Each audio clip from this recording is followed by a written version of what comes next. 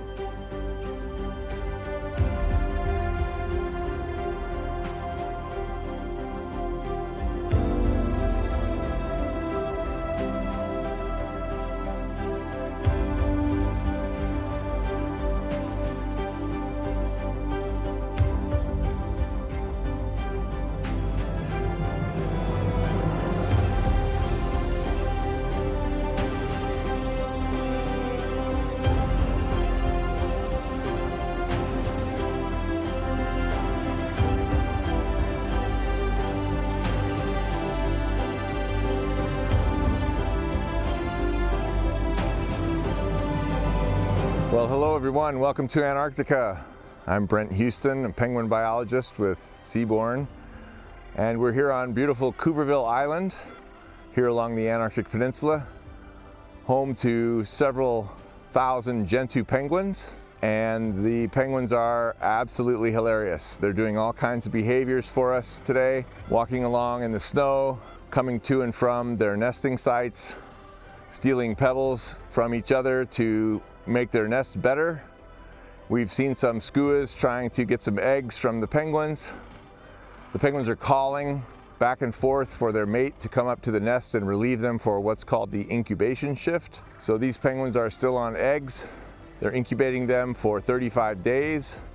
They're just about to hatch. Right around New Year's or so, these chicks will start to pop out and they'll start peeping for their parents to feed them. A beautiful start here to our Antarctic adventure here on Cooverville Island, home to hundreds and hundreds and hundreds of wonderful Gentoo penguins.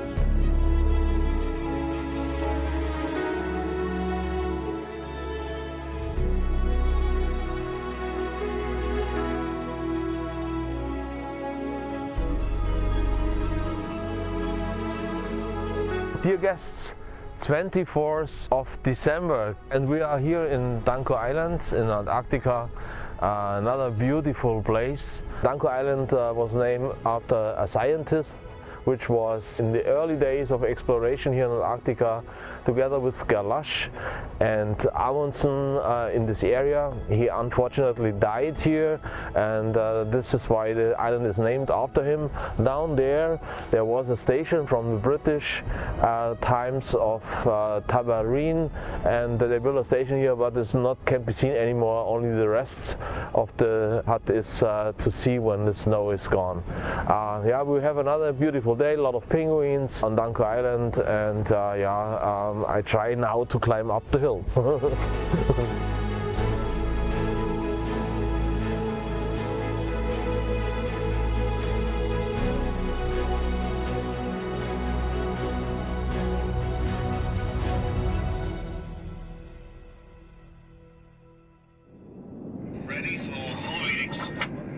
Oxygen 20.9, CO2 0.25, external pressure 990, buoyancy 92, HPR 170, external temperature 1, depth 0, altimeter 93, heading 139, 24 volts 85 to 60 volts 69, oxygen bow 190, oxygen stern 80. We have my full readings.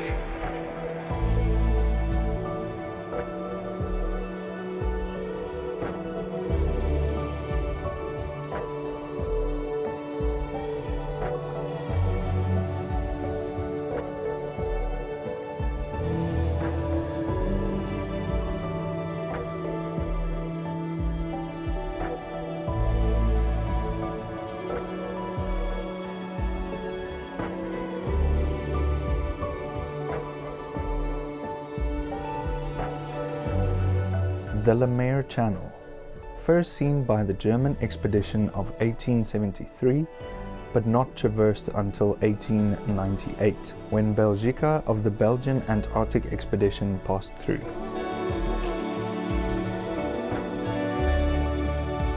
At 11 kilometers long, 150 meters deep, and surrounded by cliffs over 1,000 meters high, this passage is truly breathtaking, and we have been lucky enough to travel through it on our voyage through Antarctica.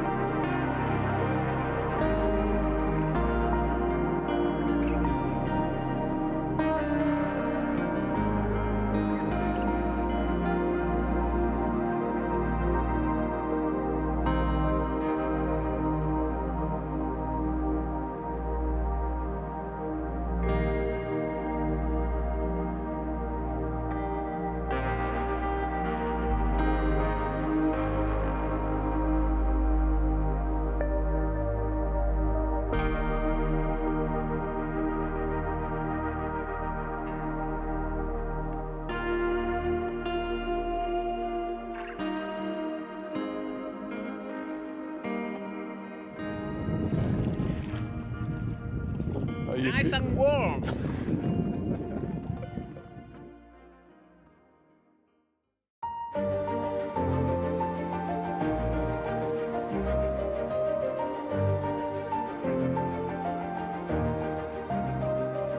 Hi, I'm Anthony, one of the naturalists on board, and here we are in Mikkelsen Harbour, a beautiful natural protected sheltered bay in the southern part of Trinity Island. And just behind me here is Dano Island. Back in the 19th century, this was used for sealing, the catching and killing of seals. And in the 20th century, Norwegian whalers came down here to hunt whales. But today, it's a fantastic place to see humpback whales. And just today, we saw two lunge feeding very close to the ship. Fantastic opportunity to watch some brilliant natural behavior of these humpbacks in what is now a very protected area.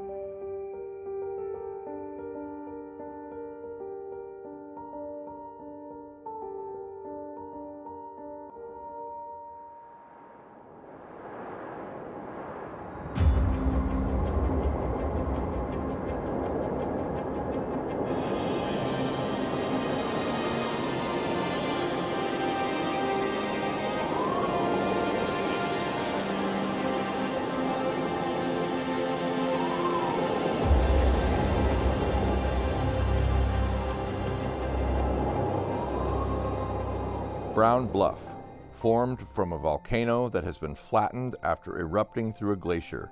It is on the northernmost point of the Antarctic Peninsula.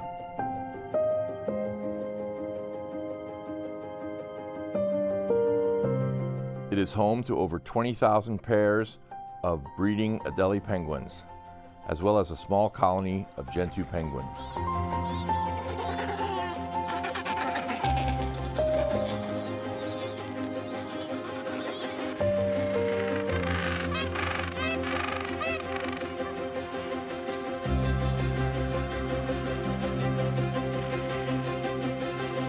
The Adelies are characterized by a black head and neck, white underparts, a prominent white eye ring around the iris, and a feisty personality.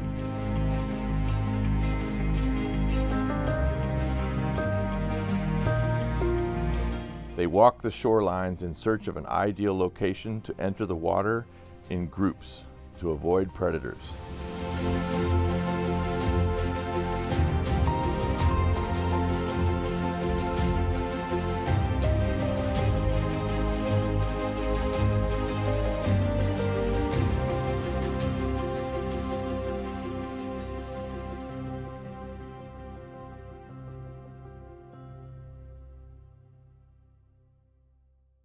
However, some aren't always successful in their venture into the sea. As often, especially at Brown Bluff, predators await. The leopard seal.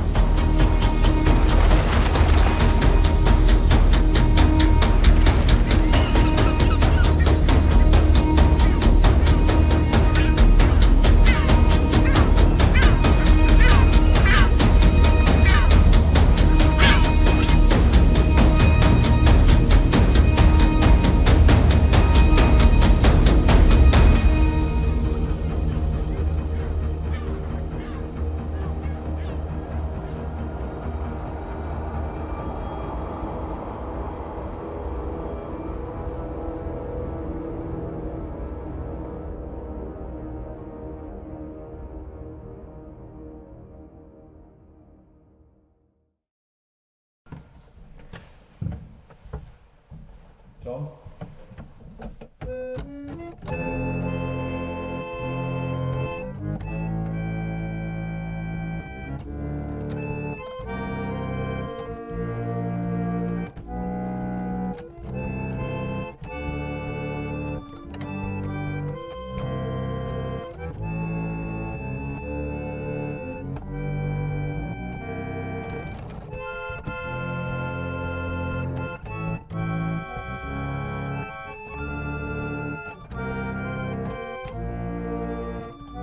Well, hello, my name is Nathan Williams. I'm one of the naturalists on board, and welcome to Grytviken in South Georgia. We finally made it. One of the most unique places in the world for its unique landscape and all of the creatures that we have here. We have fur seals, we have elephant seals, we have king penguins.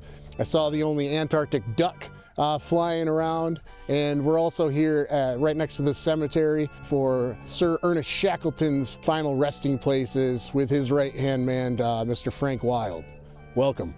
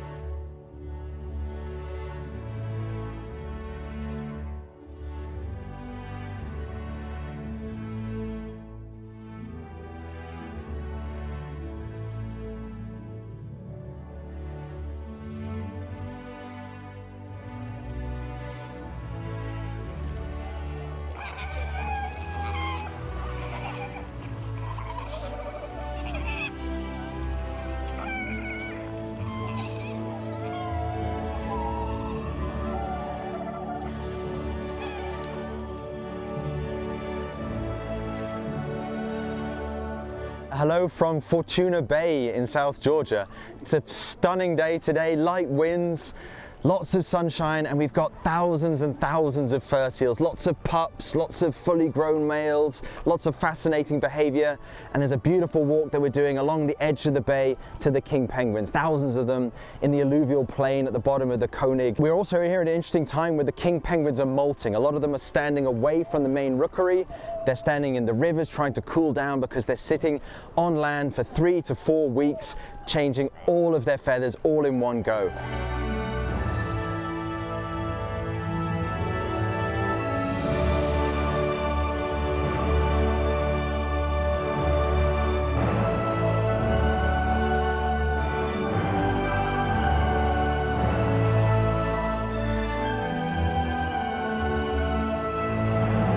And it's also a fascinating historical site on the other side of the bay. We have the start of the Shackleton hike, where Shackleton completed the final leg of his epic 36-hour crossing of South Georgia, and finally, after 17 months, came into contact with the people at the Stromness whaling station. It really is one of the most fantastic days you can have here in South Georgia, and wonderful experience.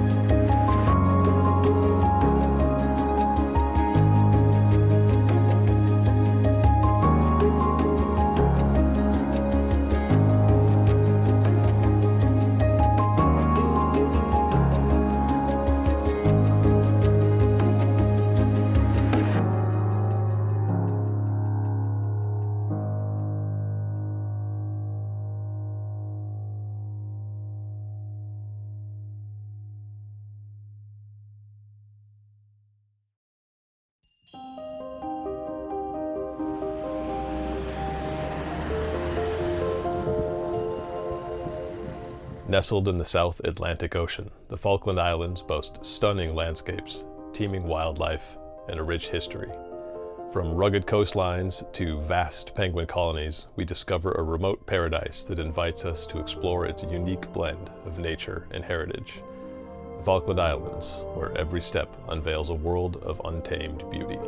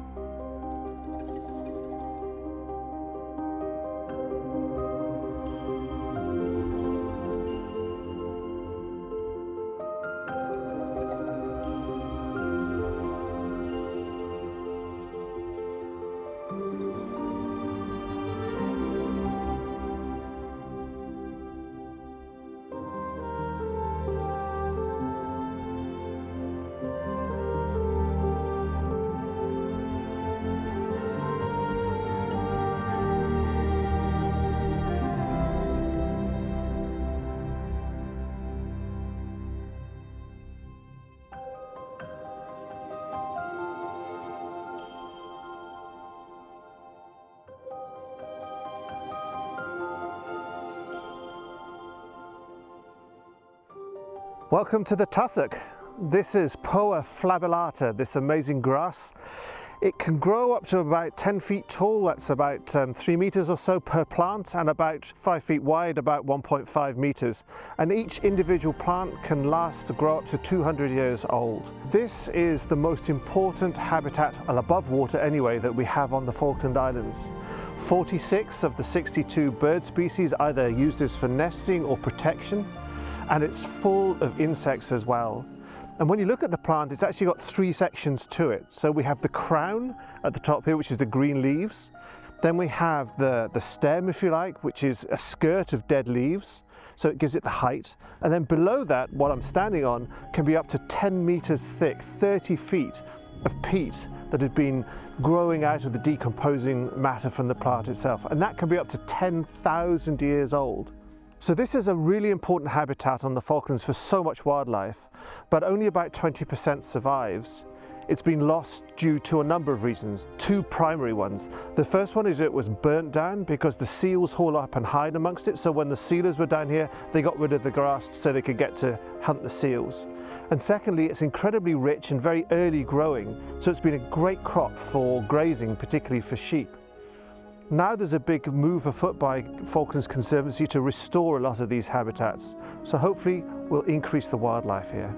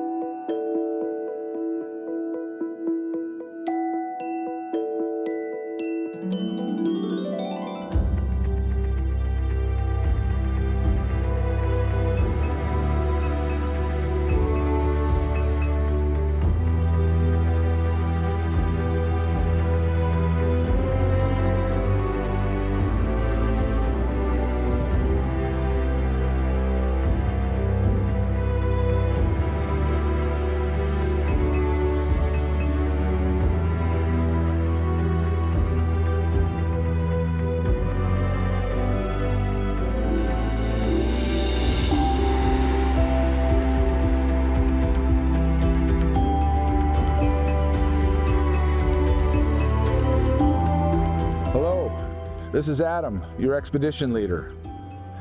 Well, we've had quite a voyage.